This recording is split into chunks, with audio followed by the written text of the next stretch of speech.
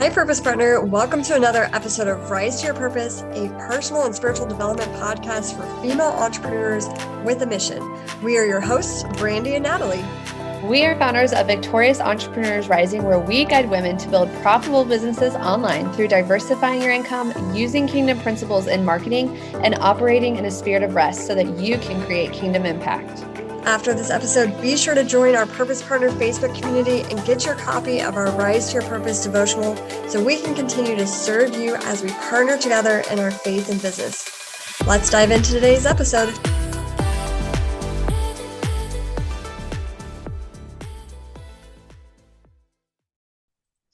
Hey, friends and Purpose Partners, thank you so much for joining us on our Rise to Your Purpose podcast. I'm Brandie, and here at Victorious Entrepreneurs Rising, we guide women to create a business that works for you while creating kingdom impact and operating in a place of rest.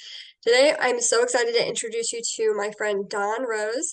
Dawn is a certified radiant leader, a biblical life coach, and an inspiring speaker. Dawn is a fairly new believer and ready to build an army of women to make a huge impact for the kingdom. And here on Rise Your Purpose, that is our type, right? Like that's our person right there. So we're so excited to have Dawn on our podcast today and just share with you guys what we're going to be talking about. We're going to be diving deeper into learning how to use the Bible as a tool and how you can use that tool to really just help build a profitable business online that creates kingdom impact. So thank you so much, Dawn, for joining us today. Thank you for having me. I'm excited. Me too. I'm excited to hear your story because I don't think I fully heard your story of how you became a believer. So I'd love for you if you could share whatever you're comfortable with, just share like your journey to finding Absolutely. Jesus. Absolutely. Growing up, I wasn't in a household that went to church. I knew of God, I knew Jesus, but I didn't really know. So as I grew up, I would go to church here and there, but I never felt comfortable in church. I always felt like people were looking at me because, this or that, judging me or whatever. And I was living in the world. I didn't know all the rules or whatever, being a Christian, and I didn't really care at the time, It wasn't until last year in February when I was at rock bottom. I was 12 years into using methamphetamines, and my life was basically hell. And I decided I was done. I needed to do something different, and so I quit cold turkey. But about 2 months later, I realized I needed help. I couldn't keep just doing it by myself. And so I went to a friend's church and decided I needed to do something, get serious. And so I was saved at a revival meeting and saved April 7th. And then May 22nd, I got baptized, and I've been going strong ever since. I'm full on 100%. I try never to miss church at all. I'm in the Bible every day. Just that's my life now. I love that. Well, April 7th is my wedding anniversary, so definitely a great day. So that is so exciting, Dawn, that you, super proud of you that you were able to just quit cold turkey and that you realized, the path you were on was really not the path you wanted to continue to be on. So I just think you don't really hear a lot of stories like that of people coming out of drug addiction and that, that path. And then, so would you say that your relationship, like you really didn't have a relationship until last year? It was more like the religion aspect. Right. And and I think that is so common, honestly, even for my story. I was raised in the church, like went to church camp, and I had a relationship, but it was more religious foundation, I think. So there was a relationship, but it was based on a religion and doing the right things and being perfect and, never feeling like I was worthy or good enough. And then for me, in my early 30s was when I really that relationship started to shift and that healing started to come in for me to really receive the fullness of God's grace and peace and rest. So I think honestly, you're probably not alone in that journey of kind of getting sucked into the religion trap and then finding out like, oh, there's an actual relationship that's so much better. Yeah, exactly. I mean, for me, it was just, oh, you're supposed to read the Bible. Oh, you're supposed to go to church. Oh, be good to people, do nice things, and you'll Right. go to heaven. Yeah. Yeah. It's like A plus B equals C, Right. like do all the things, and if you check all the right boxes, then, Exactly. you'll get eternal life, versus you're never going to be able to do all the right things. You're never going to be able to check all the boxes, and that's the point of having the relationship with Jesus Christ, to get Right. to eternal life. Right. That's the gospel right there. Right. So I would love for you to share, how did you, because I think I had a similar experience too. Like, we're supposed to read the Bible to be a good Christian, and you find Mhm. yourself kind of more in the like a mundane, I'm just reading it to check off my to-do list, versus I'm Right. reading it to know who I am and know who God is, and Exactly. like really use it as a tool. So how did you view the Bible before, and how did you get to this place of seeing the Bible as a tool? Well, and I think with most people, they probably could say the exact same thing. The Bible's very intimidating. I mean, there's a lot of it in there that's just information, Yeah. and it's very boring, trying to get through it or whatever. But so before, to me, like you said, it was just something you're supposed to check off and do. But I didn't really understand. I didn't really grasp most of what it was telling me, because I didn't have that relationship. I didn't have the Right. relationship with God. I wasn't seeking to find answers for my life. I wasn't seeking to find encouragement for the things I was going through. I wasn't doing that. I was just reading it.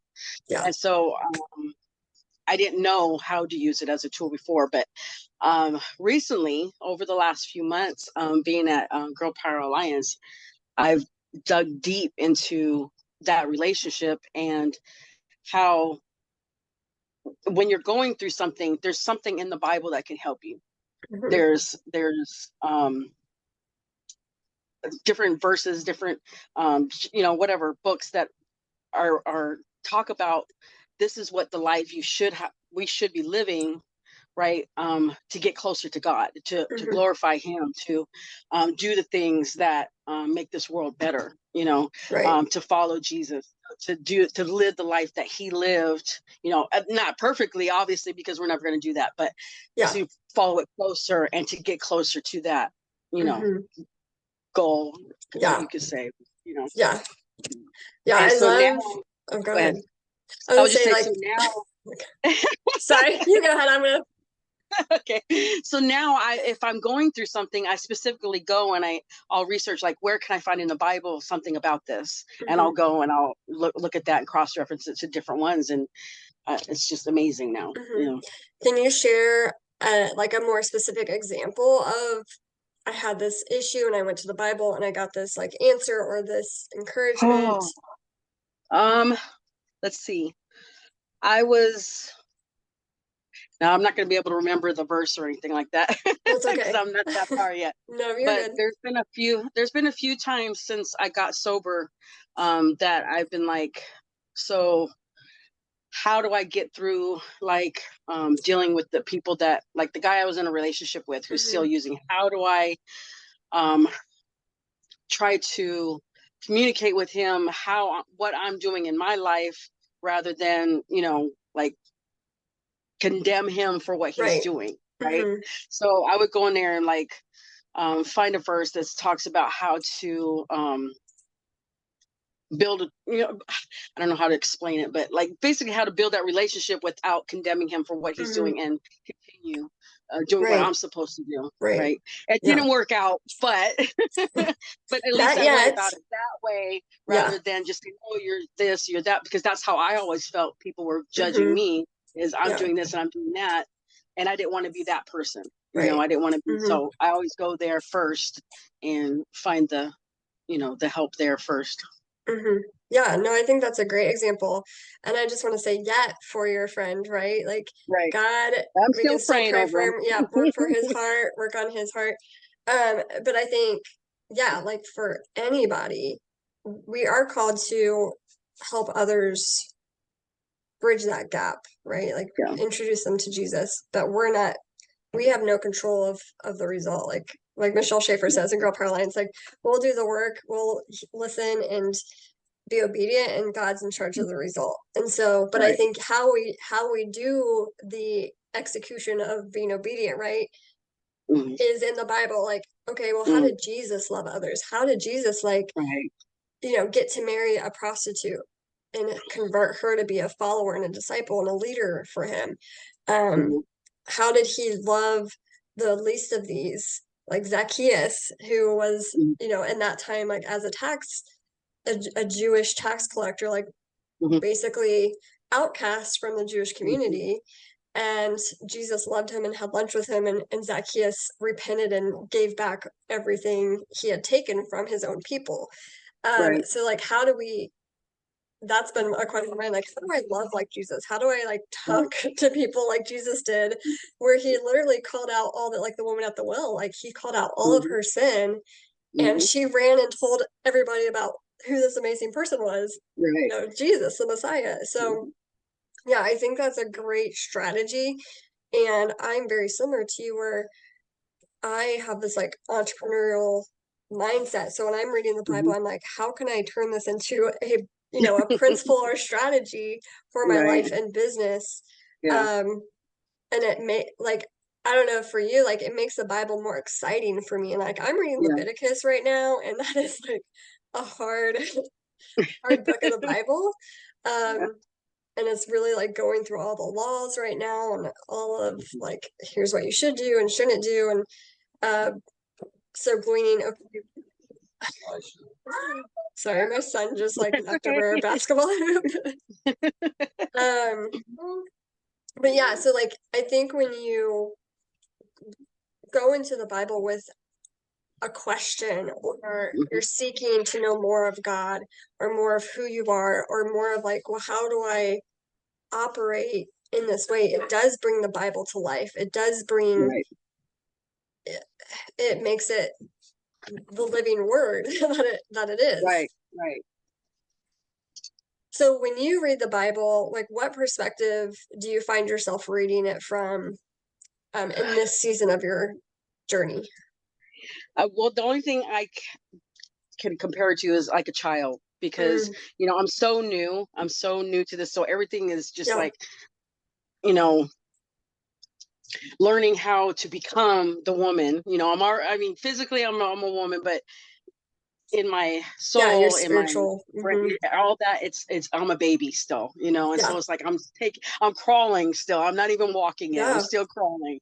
And so I look at it mostly from that perspective. But um having I'm watching The Chosen for the second time, Mm, right? I And that love has that. really Yeah. brought Jesus to life to me. Hmm. So he's really a person now to me, but as in before, he was just an idea, Yeah. and so I try to look at it from his perspective too, because imagining how hard it was during that time to actually get people to understand what he was saying, to believe what Hmm. he was saying, to follow him.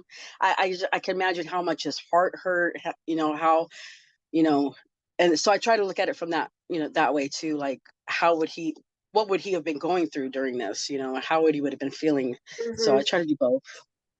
Yeah, I think that's a great perspective. And uh, I think our faith walk, our maturity in our faith, it really doesn't matter how old you are, because you could be like a baby, regardless how old, like your age doesn't matter. And then there's like Yeah. wisdom, you know, and younger. There's what am I trying Mhm. to say? Like a young person could be wise in their faith, and Right. so like Right. age doesn't really matter. It's just a Right. matter of like where are you at in your faith walk. So I think reading it with the eyes of the child, honestly, I've been in the Bible for years.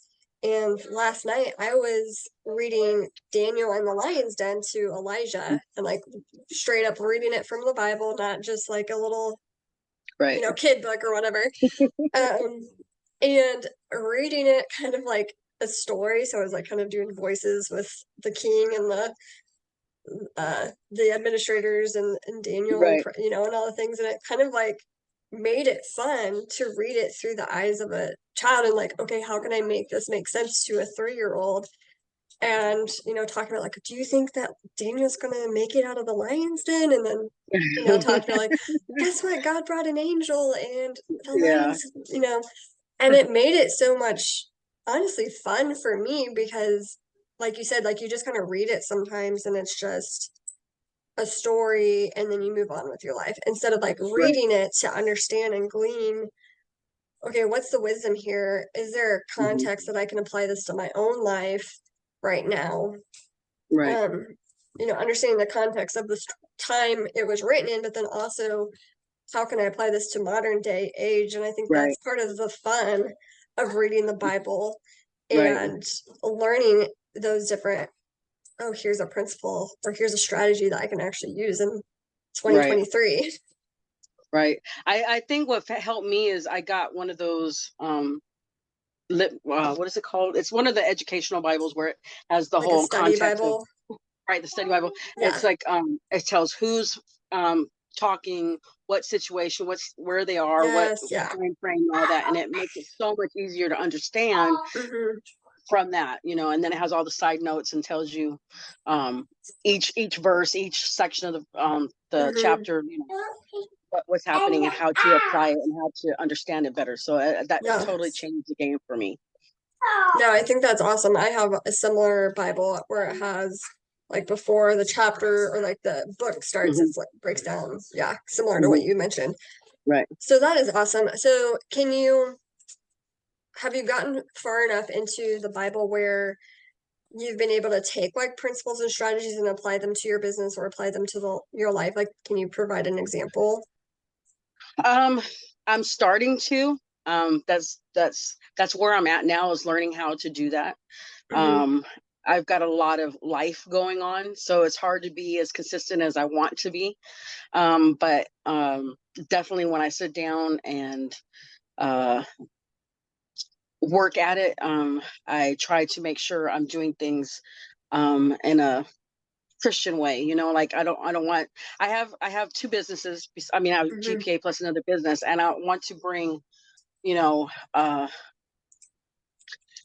I always keep God first, right? So I always Right. keep him, whatever I'm doing, I'm always praying and I'm always in the word and all that, whatever. But I want to make sure that when I'm talking to other people and when I'm presenting, the products or the opportunities, that I'm being honest and not deceitful, and I'm Mm-hmm. talking to people about God at the same time. So I want people that are in the same kind of mind frame that I am. So I try to, I don't know, manage it like that. I struggle with I struggle with time management. Mm-hmm. That's my hardest thing. So I've tried to like today I did actually do a block out time for each and Yes. everything. Yeah. And that helps a lot. So Mm-hmm. doing that, keeping God first, working on my time management, and just being honest and like 100% genuine and authentic Mm-hmm. with the people that I'm working with really helps. I do better when I do it like that rather than just random Yeah. and just I would off the wall. agree. I would agree. Like when you can time block or have like, Hmm. okay, these next 2 minutes, I'm going to focus on this. Like you definitely Right, find right, yourself more productive, I think, and more focused. right. And that is, I even go set ahead. alarms today, like every 30 Yeah. minutes, switch to this, switch to this, whatever. So I Hmm. don't get in that rabbit hole, you know. Right. Yeah. And I think that that's a biblical strategy and principle that, being focused, having a vision, and then executing on the work that you've been given. Hmm. Um, and keeping God first and seeking first Yeah. the kingdom. Like I love that verse, seeking first the kingdom of God and his righteousness, and all these things will be added unto you. Hmm. And so it's like if we keep God first, we seek him, we trust in him, we do the right things, then everything's just gonna work out one way or another. Right, Like he's right, gonna be in charge of the results. And then right. like that is the verse that leads into um like do not worry, do not be anxious. Like I take care of the lilies of the field, like I'm gonna take care of you and provide for you. And so um I just love how that verse like sets up that entire section where Jesus is Right, talking about like I've got you. Um right, right. yeah. My new favorite, right, God will provide no matter what the Hmm. situation is. My mom, my son, like they're all frantic and worrying and everything. Like, you know what, he'll provide whatever You it know. is, he'll provide. Yeah. Yeah, and I've been saying this over and over lately, partially to remind myself, but also it's just come up in conversation, is like learning to let God provide in his unique and weird way. Yeah. Because in my experience, it's never the way I want it to, or necessarily the time frame I want it to, but he does always provide.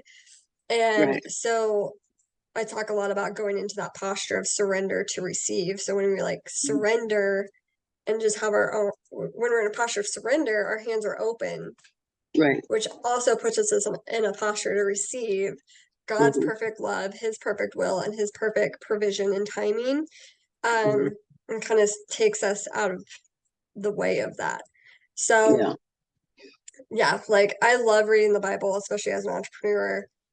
Like even reading Leviticus and Exodus and like looking at all of the details of God giving the Israelites to build his tabernacle, to build his holy, his holy place, like the details of how the curtains were supposed to be made and the walls and the golden cherubims, like the Ark of the Covenant, right? Like all of those things were so minute details. And I'm just like, okay, God is in the details. He has a blueprint for my business. He has a blueprint for how to provide for me, how to make income, how to connect with the right people. And so that's kind of how I read the Bible is like, okay, God, like, how do you want me to use this to grow your kingdom through my marketplace ministry? Right. And that has been so much more fun for me to read it that way. And also it allows me to get to know more of him. And ultimately at the end of the day, I think it's like our ultimate goal, like our definition of success is more of God. Yeah. Like that's like really the true, like I just want more of you, God. Show me more of you. Right. Who are you? And when we read the Bible from the perspective of who are you, God, and then who am I in you? Okay, now what I do with this information, it, yeah, like you said, it just kind of brings you back to that childlike faith. But then you're able to walk out with biblical principles and strategies. And there's so much wisdom for growing your business online. So that's what I love talking about. I'm like, I don't know about you. Like, yes, it's great to have like their coaches and the courses and stuff that we get to utilize inside of Girl Power Alliance, and through like power partners that we get to partner with. They are to kind of help put the puzzle pieces together. But like the Bible really literally is, like you said, it's a tool for every aspect of our life and our business. If only we will take the time to read it. Right. And I just started recently, I know there's several methods, but I started using the SOAP method. And it's really helped me just break down the Bible verse by verse and really understand better, because I'm actually taking time to think about it. I'm taking time to apply it to my life and talk to God at the same time, so yeah, it's for really helping those who are not familiar with the SOAP method, can you share a little bit about that? So it's an acronym for scripture, observation, application, and prayer. So you write down the scripture in hand, by hand. You take what you notice, what stands out to you, write that down as your observation. You do the application, how you can apply this to your life, and then say, write out a prayer to. I love that. We do that in our, well, I'm not the best at following that guideline, but we're in a Bible study. I tend to just journal, like a one big journal thing. But yeah, that's like what we're supposed to do in like our Bible study groups that we're in with church. But yeah, that is a great way or method, I mean, to read the Bible, especially if you're newer in your faith or you're trying to get back into the Bible. And be aware of just those things that do pop out to you and then go and study them. Like that's, I think, fun too. Like reading the Old Testament, I used to think it was so boring. And like now I'm kind of excited to read it because there's like so much drama in the Old Testament. I know, right? Like, he did what? They had what? Like, and he killed who? Like, I mean, literally, if that was a reality TV show, it would be probably number one, like the Old Testament. There's just so much in there, especially in Genesis and Exodus. Right. Leviticus, it does kind of get a little bit, it's more just here's the instructions to do all the things. But even then, it's still exciting and like learning definitions of things like, oh, what does this word mean? And what was the context? And it just brings it to life and makes it more exciting. And then reading it from, okay, how do I apply this to my life today or my business? And Yeah, definitely. So Dawn, are there any final thoughts or words that you want to share? And then also share how can people connect with you? I don't know. Just, like if anybody out there is like intimidated by the Bible, I just say do it. Just jump in, find somebody that that's does it all the time and have them walk you through it. But the more I get into it, the more I want to do it, the more it's helped me, the more peace I have in my life, because I know I can go in there and get the encouragement I need or find the answers I need or whatever. As for me, I really, I don't know. I have a Beacons site or whatever you call it, page that has all my stuff that I'm doing. I don't know if you'll put it there. I'll put it in the comments. I'll put it. Yep, I have that, and I'll put it in the show notes for the podcast episode too. Yeah, that has everything I'm doing in there. Okay, awesome. From a prayer list to products that I'm selling, and everything's in there. Awesome. Well, thank you so much, Dawn, for joining me today and just sharing your story and journey with us. I really appreciate you. Thank you. All right. Bye. Thank you so much for listening to today's episode. We would love to hear from you. So please share your takeaways by tagging @LiveVictorious over on Instagram and leave a review. This will help us get more visibility and reach more women like you for the kingdom. We appreciate you and are praying for you as you shine your light in the business world and rise to your purpose.